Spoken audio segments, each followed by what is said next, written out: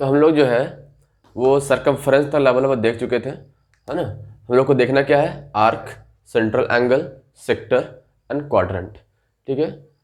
तो ये हमारा क्या है, एक सर्कल है। और सरकमफ्रेंस में हम लोगों ने पढ़ा था कि the total length of the outer boundary, है ना, इज कॉल्ड इट्स सरकमफ्रेंस, ठीक है। कहने का मतलब ये है कि अगर इस पॉइंट पे हम लोग खड़े हैं और इसका पूरा एक चक्कर लगाने के बाद फिर से हम लोग इसी पॉइंट पे वापस आते हैं, ठीक है, तो जो टोटल डिस्टेंस कवर करते हैं ना, वो इसका सरकमफ्रेंस कहलाता है, ठीक है। और सरकमफ्रेंस को हम लोग क्या कहते हैं, पेरीमीटर भी कहते हैं। सरकमफ्रेंस को हम लोग पेरीमीटर भी कहते हैं, ठीक है। पेरीमीटर का ही मतलब वही होता है कि किसी भी किनारा का टोटल लेंथ, ठीक है। अब देखना यह है कि आर्क क्या होता है, ठीक है। तो अगर हम मान लीजिए सर्कल पे ही कोई दो पॉइंट लिए, है ना, P एंड Q, दो पॉइंट लिया हम लोगों ने, P और Q, ठीक है। तो P से लेकर Q तक का जो हमारा कर्व लाइन आपको मिल रहा है ना, क्या कह सकते हैं कि P से लेकर Q तक के लाइन को हम लोगों ने ब्रेक किया और इस प्रकार से बना लिया, ठीक है।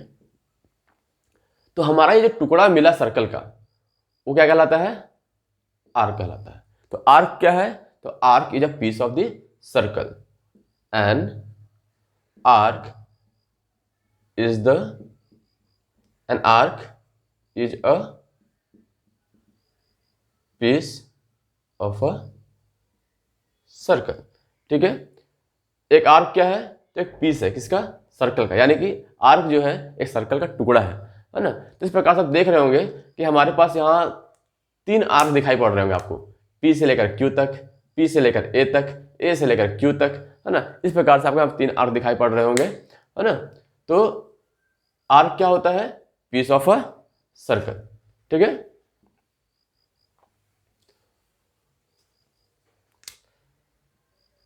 है ना। अब देखना यह है कि आर्क में माइनर आर्क क्या है और मेजर आर्क क्या है, ठीक है। तो माइनर का मतलब ही क्या होता है, छोटा या फिर स्मॉल, है ना।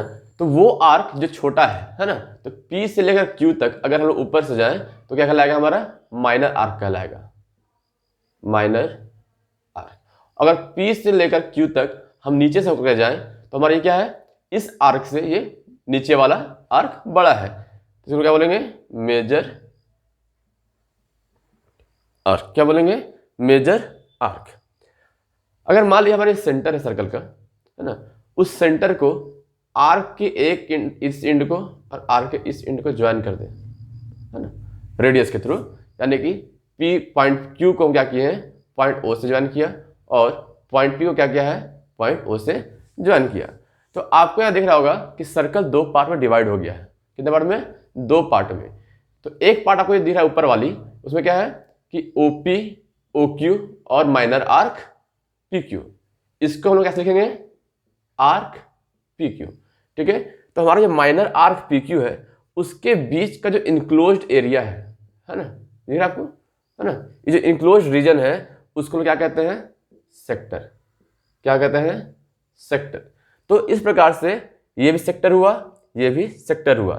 सेक्टर होता क्या है, तो बोलेंगे क्या कि दो रेडियस और उसके कॉरस्पॉन्डिंग आर्क, है ना, दो रेडियस, यानी कि ये हमारा क्या है, OQ और OP दो रेडियस है, और उसके कॉरस्पॉन्डिंग जो हमारा PQ आर्क है उसके बीच का जो इनक्लोज रीजन है ना, इनक्लोज रीजन है, उसको क्या बोलते हैं, सेक्टर बोलते हैं।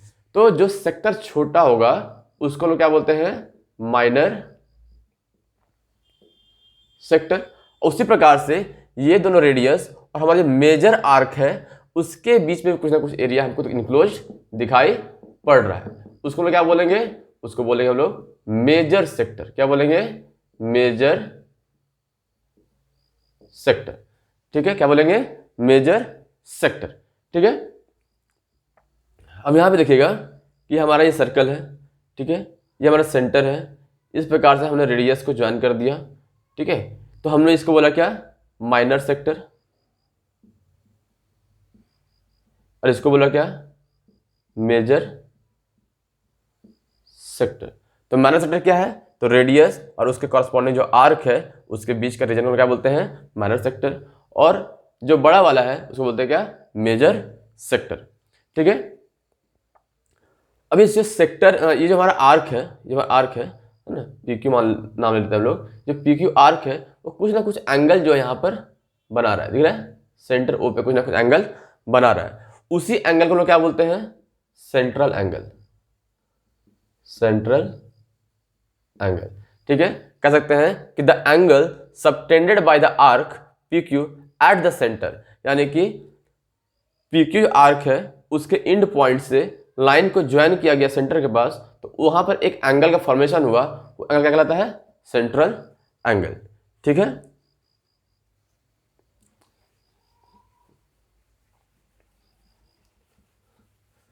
अब जो हमारा है वो है क्वाड्रेंट। क्या है, क्वाड्रेंट। क्वाड्रेंट क्या होता है, मान लिया आपको एक सर्कल दिया गया और बोला गया कि सर्कल को 4 इक्वल पार्ट में डिवाइड कीजिए। क्या कीजिए, सर्कल को 4 इक्वल पार्ट में डिवाइड कीजिए। ये डिवाइड किया है ना, तो जैसे ही हम सर्कल को 4 इक्वल पार्ट में डिवाइड करेंगे तो हमारा सेंट्रल एंगल होगा वो सब कितने कितने होंगे, 90 डिग्री के हो जाएंगे। कितने होंगे, 90 डिग्री के हो जाएंगे, क्योंकि एक कंप्लीट सर्कल जो होता है वो कितने का होता है, 360 डिग्री का होता है। और चूंकि 4 इक्वल पार्ट डिवाइड किए हैं, जिसको 4 से डिवाइड कर देंगे तो कितना आ जाएगा, 90 डिग्री। तो ईच एंगल कितना हो जाएगा हमारे पास, 90 डिग्री का होगा। कहने का मतलब है जब किसी सर्कल को 4 इक्वल पार्ट में डिवाइड करते हैं तो हमारा सेंट्रल एंगल 90 का होता है, और जो हमारा हर एक डिवीजन जो होता है, हर एक पार्ट जो होता है वो एक क्वाड्रेंट कहलाता है। क्या कहलाता है, एक क्वाड्रेंट कहलाता है। ठीक है, तो और हर एक क्वाड्रेंट का सेंट्रल एंगल कितना होगा, 90 डिग्री का, इस प्रकार से,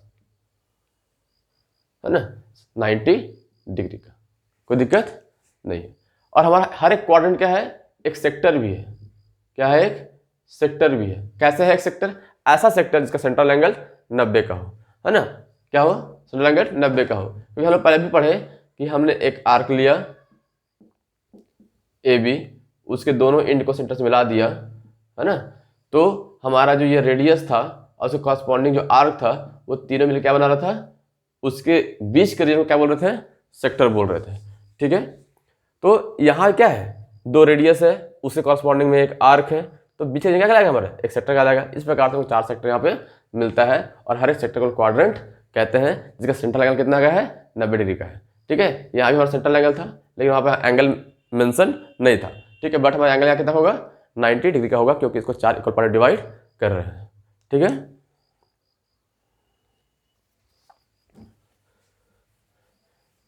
अब जो हम लोग एक एक्स्ट्रा चीज देखने वाले हैं जो कि हम लोगों ने यहाँ मेंशन नहीं किया है, वो है interior point, exterior point and a point on the circle. Interior point, exterior point and a point on the circle. जैसे प्रकार देखिए यहाँ पे ये सर्कल है ना, ये सर्कल है, तो सर्कल के अंदर जो भी पॉइंट्स होंगे, सर्कल के अंदर जो भी पॉइंट्स होंगे उसको हम क्या बोलेंगे, इंटीरियर पॉइंट्स। क्या बोलेंगे इसको, इंटीरियर पॉइंट्स। और सर्कल के बाहर जो पॉइंट्स होंगे उसको क्या बोलेंगे, एक्सटीरियर पॉइंट, एक्सटीरियर पॉइंट। ठीक है, सर्कल के अंदर का पॉइंट बोलेंगे इंटीरियर पॉइंट, और सर्कल के बाहर का पॉइंट बोलेंगे हम लोग एक्सटीरियर पॉइंट। लेकिन जो पॉइंट आपके सर्कल पे होंगे, कहाँ होंगे, सर्कल पे होंगे, उसको लोग बोलेंगे point on the circle, point on the circle. कहाँ पे होंगे, वो सर्कल पे होंगे, पॉइंट ऑन द सर्कल। ठीक है, जो पॉइंट अंदर में होंगे सर्कल का वो इंटीरियर पॉइंट, जो पॉइंट सर्कल के बाहर होंगे एक्सटीरियर पॉइंट, और जो पॉइंट हमारा सर्कल के ऊपर होंगे उसको बोलेंगे पॉइंट ऑन द सर्कल। यहाँ पे एक चीज और है कि हमारा सर्कल है वो इंटायर प्लेन को, एक प्लेन सरफेस है, इंटायर प्लेन को 2 रीजन में डिवाइड कर रहा है। कितने रीजन में, 2 रीजन में डिवाइड कर रहा है, एक सर्कल के अंदर, एक सर्कल के बाहर।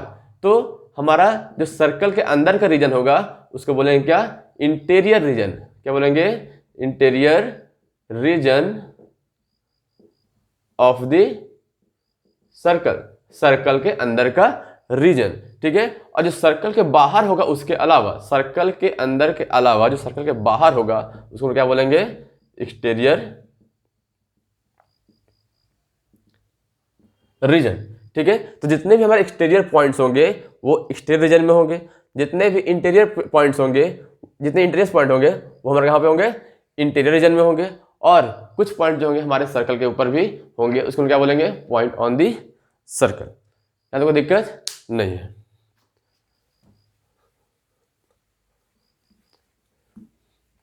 नेक्स्ट हम लोग देखेंगे कि when we can say that two circles are equal, मतलब कब कहेंगे कि जो दो सर्कल है वो क्या है, आपस में इक्वल है।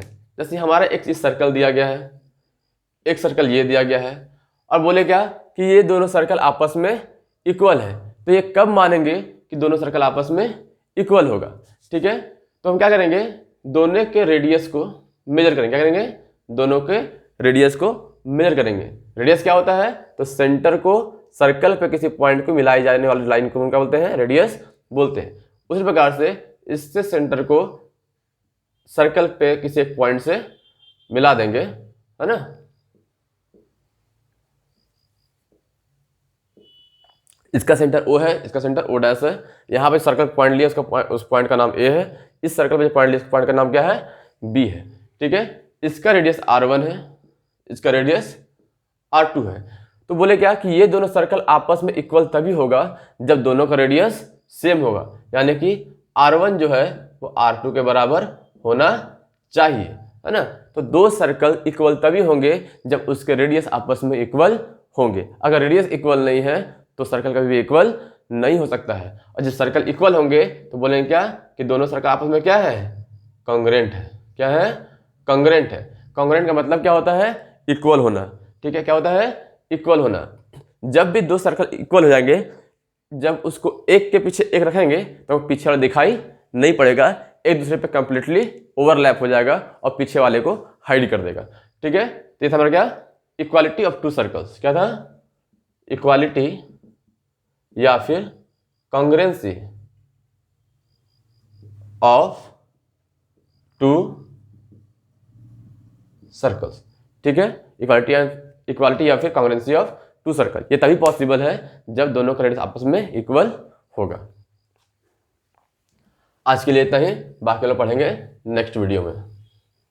Thank you.